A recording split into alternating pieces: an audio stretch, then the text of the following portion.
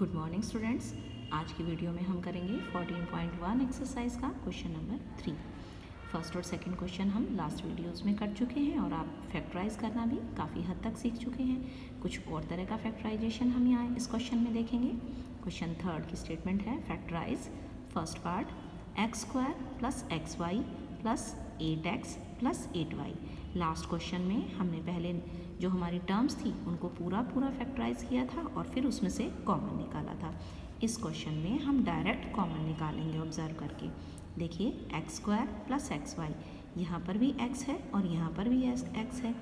8x plus 8y, इन दोनों terms में 8 common है, तो जो कॉमन हमें दिखाई दे रहा है उसे हम कॉमन निकाल लेंगे। फर्स्ट और सेकंड टर्म में से हमने x को कॉमन निकाल लिया, तो यहाँ हमारे पास बचेगा x की पावर 2 है, 1 पावर को बाहर निकाल लेंगे तो अंदर 1 पावर वाला x बच जाएगा, प्लस यहाँ से x बाहर निकाल लिया तो यहाँ बच गया y, प्लस यहाँ इन दोनों में से हमने 8 बाहर निकाल लिया तो यहाँ बच गया x और यहाँ बच गया y। तो ये एक टर्म हमारे पास बन गई x मल्टीप्लाई में x प्लस वाई और ये दूसरी टर्म बन गई 8 मल्टीप्लाई में एक्स वाई। अब फिर से देखेंगे तो देखिए यहाँ पर इस x के साथ भी x प्लस वाई है और इस 8 के साथ भी x प्लस वाई है, ये दोनों भी यहाँ हमें कॉमन दिखाई दे रहे हैं। अभी तक हमने जो क्वेश्चन किए थे वहाँ फर्स्ट स्टेप तक कंप्लीट हो गया था, लेकिन इसका हम सेकंड स्टेप भी आगे ले सकते हैं। x प्लस वाई और x प्लस वाई दोनों टर्म्स में से हम कॉमन निकाल लेंगे, तो यहाँ बचेगा सिर्फ x और प्लस का साइन और यहाँ बचेगा सिर्फ 8। तो ये हमारा कंप्लीट फैक्टराइजेशन हो गया। आंसर बन गया x plus y multiply by x plus 8। Second part 15xy minus 6x plus 5y minus 2, ये स्टेटमेंट हमें गिवन है। अब देखिए यहाँ देखते हैं 15xy और माइनस 6x। 15 और 6 दोनों किस टेबल में आते हैं? 3 के टेबल में आते हैं, तो दोनों नंबर्स को हम 3 से डिवाइड कर सकते हैं और दोनों में ही हमें x दिखाई दे रहा है, तो 3x दोनों में से हमने कॉमन ले लिया। यहाँ बचा 15 को 3 से डिवाइड किया तो 5 बचा और xy में से x बाहर निकाल लिया तो यहाँ बचा y 5y। 6x को 3x से डिवाइड किया तो क्या बचेगा? सिर्फ 2 बचेगा। x को बाहर निकाल लिया, 6 को 3 से डिवाइड किया 2 5y माइनस 2। अब लास्ट थर्ड और फोर्थ जो टर्म हैं वो भी 5y माइनस 2 हैं, उनको हमने एक ब्रैकेट में लिख लिया और मल्टीप्लाई का साइन लगा लिया। ऐसा करने से इनकी वैल्यू में कोई चेंज नहीं आया। लेकिन अब हम ऑब्जर्व कर रहे हैं तो देखिए अगर हम इसको एक टर्म माने और इसको एक टर्म माने तो 3x मल्टीप्लाई में 5y माइनस 2 ये एक टर्म बन रही है और 5y माइनस 2 मल्टीप्लाई बाय 1 ये सेकंड टर्म बन रही है, और दोनों में 5y माइनस 2 जो है वो कॉमन दिखाई दे रहा है, तो हम उसे बाहर निकाल लेंगे। 5y माइनस 2 को हमने कॉमन निकाल लिया तो फर्स्ट टर्म में बचा सिर्फ 3x प्लस सेकेंड टर्म में बचा 1, तो 5y minus 2 multiply by 3x plus 1, ये हमारा आंसर हो गया।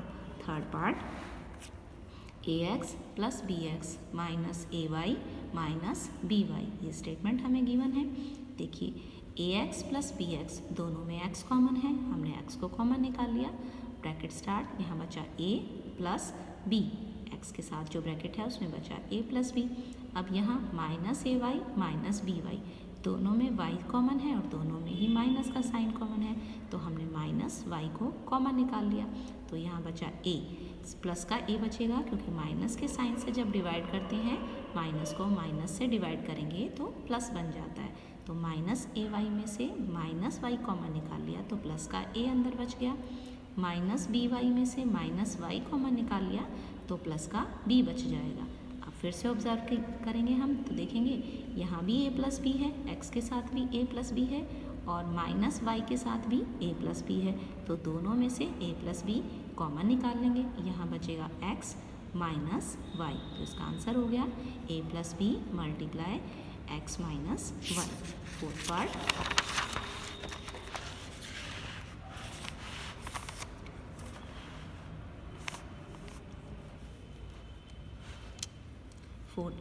15pq plus 15 plus 9q plus 25, ये स्टेटमेंट हमें गिवन है। 15PQ के साथ हमने लिख लिया 9Q को हम रीअरेंज करके लिख सकते हैं प्लस वाले डिजिट को, आगे पीछे लिखने से उनकी वैल्यू में कोई चेंज नहीं आता। तो 15PQ के साथ हमने लिख लिया 9Q और 25P के साथ हमने लिख लिया 15 को। अब देखिए इनको ऑब्जर्व करते हैं। ये देखिए हमने ये क्यों लिखा, ताकि हमारा कुछ कॉमन आ जाए। अगर हम पिछले क्वेश्चंस की तरह करते, फर्स्ट और सेकंड में से कुछ कॉमन निकालते और थर्ड और फोर्थ में से कुछ कॉमन निकालते, तो देखिए थर्ड और फोर्थ में कुछ भी कॉमन नहीं बन रहा था, फर्स्ट और सेकंड में तो कुछ कॉमन बन रहा है और फिर इन दोनों का आपस में आगे कोई रिलेशन नहीं बनता। तो इसलिए हमने इसको थोड़ा रीअरेंज कर लिया। फर्स्ट के साथ हमने पहले थर्ड टर्म को लिख लिया और फोर्थ और सेकंड टर्म को एक साथ लिख लिया। अब इसमें देखिए 15PQ एंड 9Q, 15 और 9 दोनों 3 से डिवाइड हो जाते हैं, तो इट मीन्स 3 कॉमन आ जाएगा। PQ और Q तो दोनों में Q कॉमन है, तो Q से भी डिवाइड कर सकते हैं या कॉमन निकाल सकते हैं।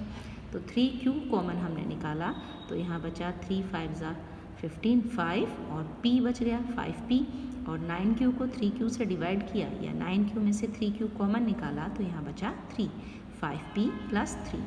अब 25P प्लस 15, ये दोनों 25 और 15 दोनों 5 के टेबल से डिवाइड होते हैं, तो 5 को कॉमन निकाल लिया। 5 5 25P हो गए, तो 5P बच गया यहाँ पर। 15 को 5 से डिवाइड किया तो 3 बच गया, 5P प्लस 3। देखिए अब फिर से इस ब्रैकेट में भी 5P प्लस 3 बचा है और इस ब्रैकेट में भी 5P प्लस 3 बचा है, तो दोनों ब्रैकेट्स में से, दोनों टर्म्स में से 5P प्लस 3 को कॉमन निकाल लेंगे। 5P प्लस 3 को कॉमन निकाल लेंगे, तो यहाँ फर्स्ट टर्म में बचेगा सिर्फ 3Q और सेकेंड टर्म में बचेगा प्लस 5। तो आंसर बन गया 5P plus 3 multiply 3Q plus 5। Fifth part, Z minus 7 plus 7XY minus XY Z, ये हमें टर्म्स गिवन है। अब इसमें भी हमने ऐसे ही कर लिया।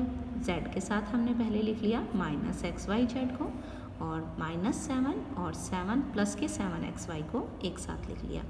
Z माइनस XYZ, हमने पहले 7XY को लिख लिया और -7 को उसके बाद, क्योंकि यहाँ भी फर्स्ट टर्म प्लस की है तो यहाँ भी फर्स्ट टर्म प्लस की हो गई, इन दोनों में से भी फर्स्ट टर्म प्लस की हो गई।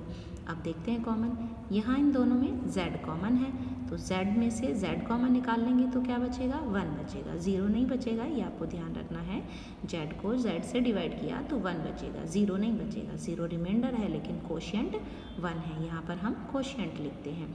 तो Z मल्टीप्लाई 1 माइनस, यहाँ से Z कॉमन निकाल लेंगे तो यहाँ बचेगा XY, तो ब्रैकेट में बचा हमारे पास 1 माइनस XY प्लस, अब इन दोनों टर्म्स में ऑब्जर्व करते हैं 7 कॉमन है, तो 7 हमने कॉमन निकाल लिया, XY यहाँ बचा और -1 यहाँ बचा। यहाँ 1 माइनस XY है और यहाँ XY -1 है, तो हम इस सेकेंड टर्म में से माइनस का साइन और कॉमन निकाल लेंगे ताकि एक जैसी टर्म्स दोनों में बच जाएं। फर्स्ट टर्म को एज इट इज लिखा, Z मल्टीप्लाई में 1 माइनस XY, यहाँ से माइनस का साइन कॉमन निकाल लेंगे तो ये बन जाएगा, माइनस का जो 1 था वो बन जाएगा प्लस का, और XY जो है वो बन जाएगा माइनस का, क्योंकि इसको माइनस से डिवाइड करोगे तो ये माइनस हो जाएगा और इसको माइनस से डिवाइड करेंगे तो ये प्लस हो जाएगा। अब दोनों ब्रैकेट्स में सेम टर्म्स आ गई, 1 माइनस XY है, यहाँ भी 1 माइनस XY, तो दोनों में से 1 माइनस XY कॉमन निकाल लिया, तो यहाँ हमारे पास बचा Z माइनस 7। आंसर हमारा बन गया 1 minus XY multiply by Z minus 7। ये थी हमारी 14.1 एक्सरसाइज।